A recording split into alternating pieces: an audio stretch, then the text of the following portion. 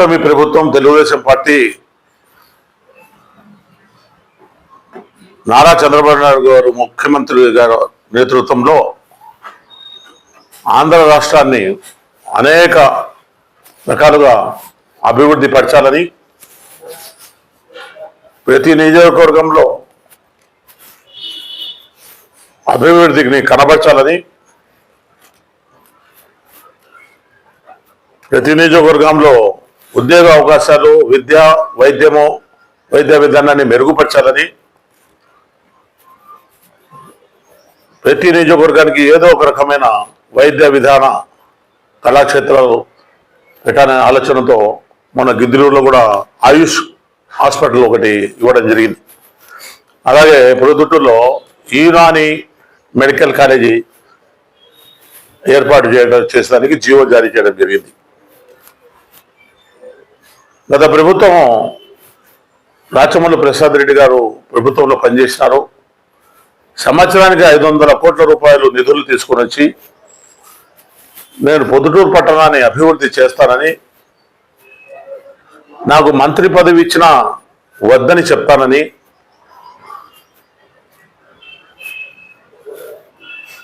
ప్రతి పేదవానికి 2 సెంట్ల స్థలంలో ఇళ్లు కట్టించి బీగాలు అందజేస్తానని,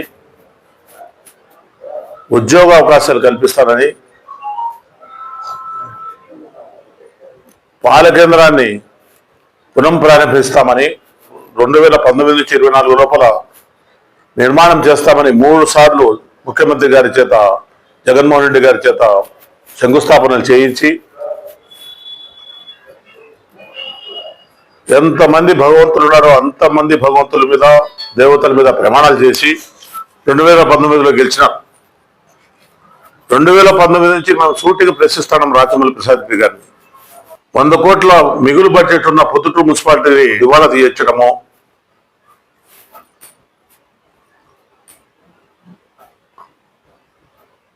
గతంలో అమృత్ స్కీమ్ కింద 150 కోట్ల రూపాయలతో పొద్దుటూరు మున్సిపాలిటీ మంచినీటి సౌకర్యం కోసం చేసిన పనులను జాప్యం చేసి తన ఏదో చేసేదని గొప్పలు చెప్పుకోవటము తప్ప మిగతా చేసిందంటూ ఎక్కడ ఏమి కానాలి. ఈరోజు 6వసారి ఎమ్మెల్యేగా కలిసి వడరెడ్డి గారు 84 సంవత్సరాల వయసులో పొద్దుటూరు పట్టణాన్ని అభివృద్ధి దిశగా నడిపించాలని,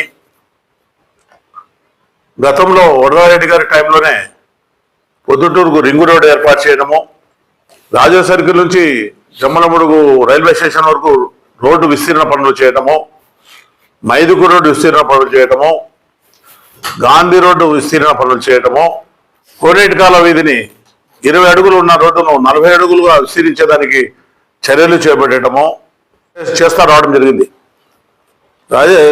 గతంలో ఎమ్మెల్యేగా ఉన్నప్పుడు ఏగోమన యూనివర్సిటీ నుంచి కాలేజీ ఒకటి మనకు ప్రభుత్వం నుంచి తీసుకుని వచ్చి ఇంజనీరింగ్ కాలేజీ ఒకటి పొద్దుటూరుకు తీసుకురావడం జరిగింది.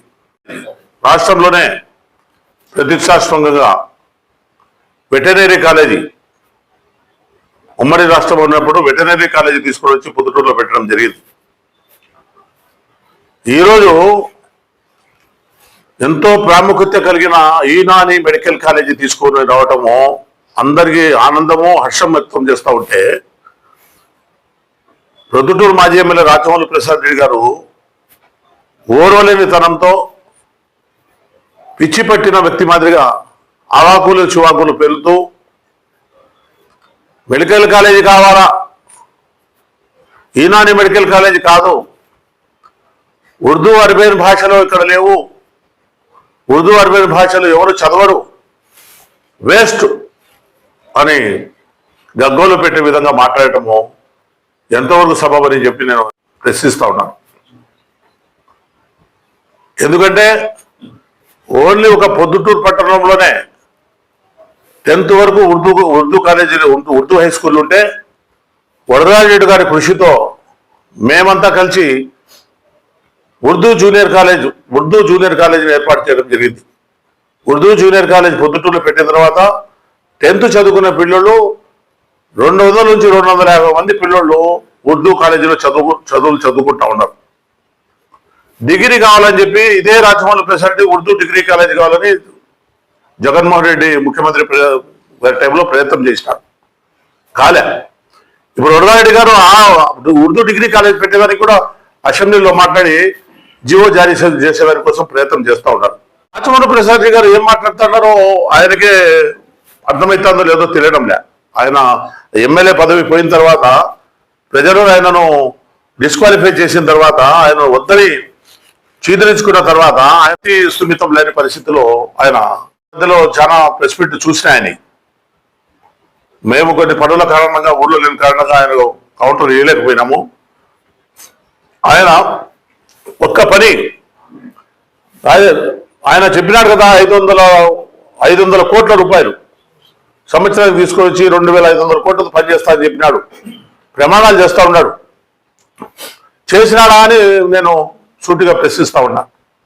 కూరగాయల మార్కెట్ 50 కోట్ల రూపాయల పనిని ఎవరి అనుమతులు లేకుండా విధ్వంసం చేసి పగలగొట్టేసి ఈ రోజుకి కూడా చిన్న వ్యాపారస్తులు రోడ్డు మీద పడి అల్లాడిపోయే పరిస్థితి ఈరోజు కనబడతా ఉంది. మేము ఒకటే సూటిగా అడుగుతున్నాం రాజమౌళి ప్రసాద్ గారిని, మీరు చేయలే, మీ ముఖ్యమంత్రి గారితో జగన్మోహన్ రెడ్డి గారితో చేయించలే. ఈరోజు ఏదో చంద్రబాబు నాయుడు గారు కుటుంబ ప్రభుత్వము పనిచేస్తూ ఉంది. వరదారెడ్డి గారు ప్రొద్దుటూరుకు నేను ఏదో ఒకటి చేయాలనే దీంతో ఆశయంతో ఆయన పనిచేస్తూ ఉంటే ఆయన కూడా అడ్డపడే విధంగా మీరు మాట్లాడటము, ఆయన వరదారెడ్డి గారు ఎక్కడ నేను మంచి చేసినా చెడు చెప్తాడనే ఆలోచనతో పనులు వదిలిపెట్టే పరిస్థితికి తీసుకురాకుండా మీరు చేయలేకపోయినారు కాబట్టి ఆయన చేసే పనులను చూసి సంతోషించాలని చెప్పి నేను రాజమౌళి ప్రసాద్ రెడ్డి గారిని సూచిస్తా ఉన్నా. ఎందుకు ఏం చేసినావు నువ్వు? ఒక స్కీమ్ చెప్పు. రింగ్ రోడ్లు తెచ్చినావా? రోడ్డు వెడల్పులు తెచ్చినావా? 5 సంవత్సరాల కాలము మన జిల్లాకు సంబంధించిన ముఖ్యమంత్రి జగన్మోహన్ రెడ్డి గారు ఉన్నారే, ఏం స్కీము? అమృత్ స్కీమ్ తెచ్చినారంటావు. నువ్వు తెచ్చినావు అమృత్ స్కీము. కేంద్ర ప్రభుత్వం నిధులు మన మున్సిపాలిటీ లోన్ తీసుకొని మనము మైలవరం నుంచి అమృత్ స్కీమ్ కింద నీళ్లు ఈరోజు తీసుకుంటా ఉన్నాం. అండర్ గ్రౌండ్ డ్రైనేజ్ అన్నావు, ఓపెన్ డ్రైనేజ్ అన్నావు, 150 కోట్లతో నేను ఓపెన్ డ్రైనేజ్ చేస్తానన్నావు. చేసినావా ఎక్కడన్నా? ఏం చేసినావు? ఈరోజు పొద్దుటూరు మున్సిపాలిటీ మన విస్తీర్ణానికి తగ్గట్టుగా కరెంటు పోల్లు నాటించినావా? లేకపోతే కరెంటు టవర్లు వేసినావా? ఏ సెంటర్లో చూసినా కానీ నల్లగా మబ్బుగా ఉంది. మిగతా కాన్స్టిట్యున్సీలు చూడండి, పోయి గమ్మూరుకు పోయి చూడండి ఎంత వెలుతురుగా ఉందో. ఎందుకు చేయలేను 5 సంవత్సరాలు? మళ్ళీ మా ప్రభుత్వం వస్తుంది, మా ప్రభుత్వం వచ్చినప్పుడు చేస్తాను, అధికారులు జాగ్రత్త అని చెప్తా ఉన్నావు. ఏం జాగ్రత్త అధికారులు? ఏం నీ హోదా ఏంది? నువ్వు ప్రజలు గెలిపిస్తే నువ్వు కౌన్సిలర్, ప్రజలు గెలిపిస్తే మున్సిపల్ చైర్మన్, ప్రజలు గెలిపిస్తే ఎమ్మెల్యే. నేను చూస్తా మా ప్రభుత్వం వస్తుంది. ఏడొస్తుంది నీ ప్రభుత్వము? ఎవరు చెప్పినారు? జ్యోతిష్యులు నీ ప్రభుత్వం వస్తుందని చెప్పేదానికి. చూసినారు నీకు, నీ ప్రభుత్వాన్ని చూసినారు, నిన్ను చూసినారు, నీ జగన్మోహన్ రెడ్డిని చూసినారు. ఏం చేసినారు? రాష్ట్రం అంతా విధ్వంసం చేసినారు. రాజధాని నిలబెట్టారు, పోలవరం నిలబెట్టారు, ఒక ప్రాజెక్టు రాలే. ఎక్కడ చూసినా కూలీలు, ఎక్కడ చూసినా దౌర్జన్యాలు. నువ్వు చెప్తావు మళ్ళా లా అండ్ ఆర్డర్ ఫెయిల్ అని. లా అండ్ ఆర్డర్ ఫెయిలా? నీకంటే పెద్దోళ్ళు, నీకంటే సీనియర్లు, నీకంటే సిటిజన్లు చూస్తూ ఉన్నారు ఆంధ్ర రాష్ట్రాన్ని లా అండ్ ఆర్డర్ ఎట్లుంది, ఎట్లా జరుగుతూ ఉంది అని. పొద్దుటూరు పట్టణంలో మమ్మల్ని బయటికి రాకుండా చేసినారు. ఈరోజు స్వేచ్ఛగా మీరు మాట్లాడుతున్నారు, స్వేచ్ఛగా మీరు పత్రికా సమావేశాలు పెడుతున్నారు. మమ్మల్ని మాట్లాడించినారా? పోలీస్ కేసులు పెట్టారు. నీ మీద నేను ఒక ప్రెస్ స్టేట్మెంట్ ఇస్తే నా మీద 307 నాన్ అవైలబుల్ కేసు పెట్టి ఒంటూరులో ఈ రోజు కూడా కేసు నడుస్తూ ఉంది. ఎక్కడ పోయి గల్లం ఎత్తాలంటే పోలీసు వాళ్ళు హౌస్ అరెస్ట్ చేసి ఇంట్లో పెట్టే పరిస్థితి ఈరోజు. అవన్నీ ఉన్నాయా? కక్ష సాధింపు చర్యలు చంద్రబాబు నాయుడు గారు కానీ, లోకేష్ బాబు గారు కానీ, వడ్రారెడ్డి గారిని చేస్తారా? రాజమౌళి ప్రసాద్ రెడ్డి నువ్వు జాగ్రత్తగా ఉండాలా, జాగ్రత్తగా మాట్లాడాలా. ఇట్లా అభివృద్ధికి అడ్డపడే విధంగా మాట్లాడకూడదు. అభివృద్ధికి అడ్డపడే విధంగా నువ్వు మాట్లాడుతున్నావు. యునాని మెడికల్ కాలేజ్ అనేది అది ఒక సంస్థ. యునాని మెడికల్ కాలేజీ చదువుకునే అవసరం ఉంది. ఉద్యోగ అవకాశాలు దండిగా ఉన్నాయి. ఉర్దూ కానీ, అరబియన్ భాష కానీ, తెలుగు కానీ, ఇంగ్లీష్ కానీ అన్ని భాషలు చదువుకోవాలా. అన్ని భాషల్లో ఉత్తేజులై ఉద్యోగాలు సంపాదించుకునేదానికి అవకాశాలు కలుగుతాయి. పొద్దుటూరుకు మంచి పేరు వస్తుందా? పొద్దుటూరుకు మంచి పేరు వస్తుంది. వెటనరీ కాలేజీ, యునాని కాలేజీ, మనకి ఇంజనీరింగ్ కాలేజీ, అవసరమైతే ఇంకా మెడికల్ కాలేజీ కూడా తెచ్చుకునేదానికి ప్రయత్నం చేస్తున్నాము. ఏం చేసినావా నువ్వు? ఒక పని చేసినా. నేను నా కాలంలో నేను కడప జిల్లా ముఖ్యమంత్రి జగన్మోహన్ రెడ్డి టైంలో నేను ఇది చేసినాను, మీరు కూడా ఇది చేయండి అని చెప్పాయా? నువ్వు తెచ్చినట్టు క్యాన్సిల్ చేయమంటావు, అవసరం లేదు తెచ్చినారంటావు, డ్రామాలు ఆడతావు, గొంతు చించుకొని మాట్లాడతావు. వాక్స్వాతంత్రం ఉందని చెప్పి నువ్వు ఎట్లంటే అట్లా మాట్లాడడానికి వీలు కాదు. ప్రజలు గమనిస్తూ ఉన్నారు, నీ దౌర్జన్యాలను చూసినారు. స్థానిక సమస్య ఎలక్షన్ లో మీరు ఎలక్షన్ చెప్పినారా? 9 మంది ఏకగ్రం చేసుకున్నావే. రాజ్యాంగం ఉంది, రెడ్ బుక్ చూస్తాము, రెడ్ బుక్ నడుస్తుంది అని అంటాడవే. నువ్వు నీ గవర్నమెంట్ చేసినంత చెప్పవా? 27,000 మంది పట్టాలు ఇచ్చినా అని చెప్పి జగనన్న కార్యాలు కట్టించినవే. నా దగ్గర డబ్బు ఏం లేదు అంటావు. ఒకసారి డబ్బు నా దగ్గర కోట్ల రూపాయలు ఉందంటావు. ఏమైంది? ఏం మాట్లాడుతున్నావు? ఏమి మెసేజ్ ఇస్తున్నావు జనానికి, యువతకు? నీకే తెలియాలా? మట్కా లేదా అంటావు, కుట్కా లేదా అంటావు. అన్ని నువ్వు నేర్పించి పెట్టావు. ఇప్పుడు అన్ని తీసేసేదానికి మంచి మంచి అధికారులు వచ్చి ప్రయత్నం చేస్తున్నారు. నాటుకొని పోయినాయి ఏర్లు. అన్ని తీయాలంటే టైం పడుతుంది. నీ టైంలో గుట్కా మట్కాల విషయము, క్రికెట్ విషయం తెలియదా? ప్రొద్దుటూరులో ఇసుక మాఫియా తెలియదా? ఇసుక మాఫియా ఇప్పుడు జరుగుతూ ఉందా? మీ మాదిరిగా, మీ బంధువుల మాదిరిగా లారీలు పెట్టి స్మగ్లింగ్ చేస్తా ఉన్నారా ఇప్పుడు ఎవరన్నా?